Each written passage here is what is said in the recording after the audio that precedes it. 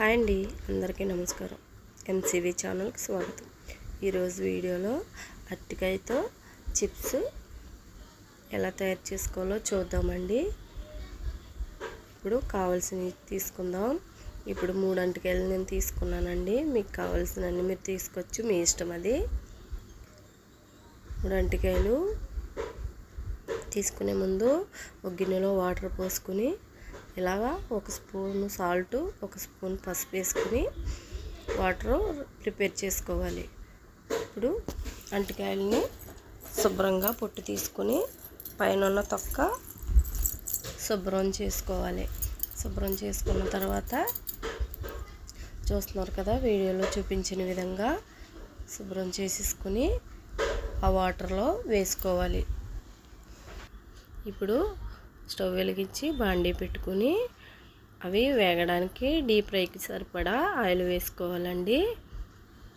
ఇప్పుడు ఆయిల్ వేసుకున్న తర్వాత చూస్తున్నారు కదా, మీ దగ్గర స్లైసర్ ఉంటే స్లైసర్తో కట్ చేసుకోవచ్చు, లేదంటే చాక్తో ఈ విధంగా సన్నగా వచ్చేటట్టు కట్ చేసుకోవాలి.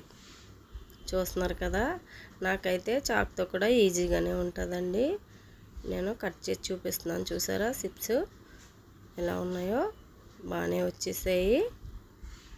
త్వరగా నూనెలో వేయించుకోవాలి, లేదంటే అంటుకుని పోతాయండి. ఇప్పుడు అన్నీ ఈ విధంగానే కట్ చేసుకోవాలి. చూస్తున్నారు కదా, ఇప్పుడు ఒకటే ప్రిపేర్ చేయాలి. చూద్దాం రండి. చిన్న గిన్నె తీసుకొని ఆ గిన్నెలో కొద్దిగా సాల్ట్, కొద్దిగా పసుపు వేసుకొని తక్కువ వాటర్ వేసుకొని వీడియోలో చూపించిన విధంగా ఈ విధంగా కలపాలి. ఇది ఎందుకంటే ఇప్పుడు వేగుతున్న చిప్స్ పైన ఇలా వేసుకోవాలి. వేసుకుంటే ఇవి దేనికంటే సాల్ట్ బాగా పట్టిద్ది, కలర్ చాలా బాగా వస్తుందండి. తర్వాత టేస్ట్ కూడా చాలా బాగుంటుంది. చూస్తున్నారు కదా, నేను చూపించిన విధంగా చేసుకుంటే చిప్స్ చాలా బాగుంటాయండి. చాలా బాగుంటాయి. మీరు మళ్ళీ చేసుకుంటారు. ఇవి కొత్తగా నేర్చుకునే వారి కోసం చేస్తున్నానండి. ఎలా ఉన్నాయో చెప్తారని. చూస్తున్నారు కదా, అన్నీ ఈ విధంగానే చేసుకోవాలి. నేను తక్కువగా చేశానండి, మీరైతే ఎక్కువ కూడా చేసుకుని స్టోర్ చేసుకోవచ్చు. ఈ విధంగా చేసుకుని ఒక బాక్స్లో స్టోర్ చేసుకుంటే 2 వీక్ ఉంటాయండి. 2 వారాల దాకా నిల్వ ఉంటాయి. అలాగే చారులో, పప్పు చారులో కూడా తినొచ్చు, లేదంటే పిల్లలకి చిప్స్లా పెట్టవచ్చు. స్నాక్స్ ఏమి లేనప్పుడు మనం కూడా తినొచ్చు. ఏ విధంగా ప్రిపేర్ చేసుకుని పెట్టుకుంటే ఇంట్లో చేసుకున్నవి చాలా సేఫ్ అండి. అందరికీ చెప్తున్నాను. ఇదొకటి గమనించండి. స్టవ్ మాత్రం సిమ్లో ఉండాలి. సిమ్లో కాదు, మరి హైలో కాదు, మీడియంలో ఉండాలి.